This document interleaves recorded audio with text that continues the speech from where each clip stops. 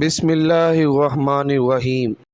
شروع اللہ کے نام سے جو بڑا مہربان نہایت رحم کرنے والا ہے۔ محترم ناظرین، السلام علیکم۔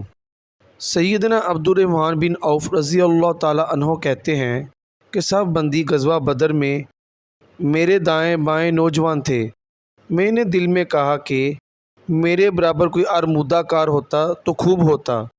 یہ دونوں نوجوان معاذ رضی اللہ تعالیٰ عنہ اور معوذ رضی اللہ تعالیٰ عنہ تھے۔ ایک نے چپکے سے مجھے کہا، چچا آپ ابو جہل کو جانتے ہو؟ جب ہمارے سامنے آئے تو مجھے بتانا۔ دوسرے نے بھی یہی بات آہستہ پوچھی۔ میں نے کہا، تم کیا کرو گے اسے دیکھ کر؟ انہوں نے کہا، ہم نے سنا ہے کہ وہ رسول صلی اللہ علیہ وآلہ وسلم کو گالیاں دیتا ہے، معاذ اللہ۔ ہم نے عہد کر لیا ہے کہ اسے ضرور قتل کریں گے یا اپنی جان دے دیں گے۔ اتنے میں ابو جہل چکر لگاتا ہوا لشکر کے سامنے آیا۔